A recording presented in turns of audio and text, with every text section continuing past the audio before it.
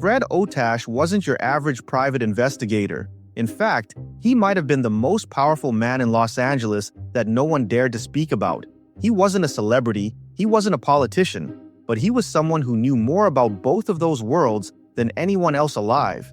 Behind closed doors, he had access to the deepest secrets of Hollywood's elite, not just the scandals they feared would come out, but the crimes they thought no one could trace. From studio heads and mob bosses to Marilyn Monroe and even the President of the United States, Fred Otash knew things that could ruin lives, and that's exactly how he liked it. He didn't just solve problems for the rich and powerful. He created them, manipulated them, and sometimes erased them entirely.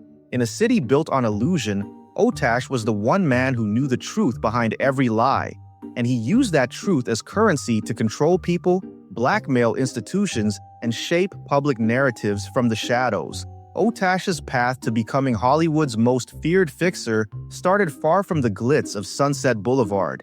He was born in Brooklyn in 1922, the son of Lebanese immigrants, and like many kids from modest beginnings, he didn't grow up surrounded by power. He learned to chase it. During World War II, he served in the Marines, and when he returned home, he made a move that would change the course of his life forever. He joined the Los Angeles Police Department.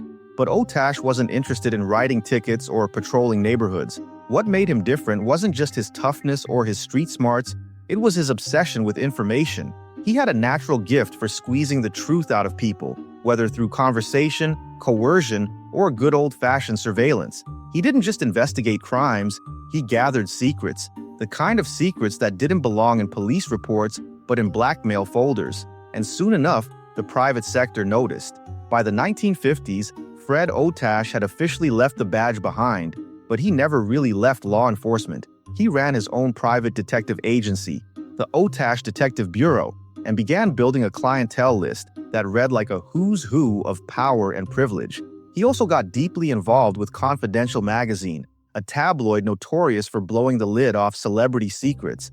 But Otash wasn't just some gossip columnist with a badge. He was an operator. His specialty was audio surveillance, wiretaps, hotel room bugs, listening devices placed inside homes, offices, and sometimes even bedrooms. It's alleged that he recorded incriminating conversations involving some of the biggest stars of the time: Judy Garland, Lana Turner, Clark Gable, even Rock Hudson, whose sexuality was an open secret in Otash's inner circle.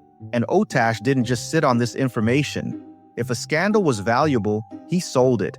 And if it was dangerous, he buried it for a price.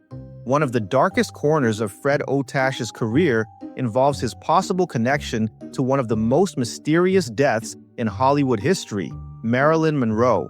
According to multiple sources, Otash had wiretapped Monroe's phone. Some say he even placed bugs inside her bedroom.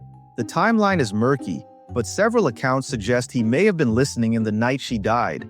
There are claims, unproven but persistent, that he arrived at the scene before authorities and may have even removed or tampered with evidence.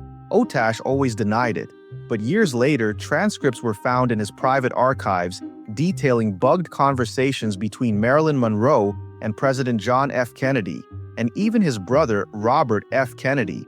If those recordings were real, it would place Otash at the center of one of the most explosive cover-ups in American history. Whether the tapes ever existed is still debated, but one thing's for sure, Otash had inserted himself into one of the most sensitive, high-stakes situations imaginable, and no one knew what else he had up his sleeve. But Otash's reach didn't stop with celebrities and political scandals. He also had deep ties to the Los Angeles Police Department's Organized Crime Intelligence Division. At the same time, he had long-standing relationships with several figures in the Los Angeles underworld: mobsters, pimps, bookies.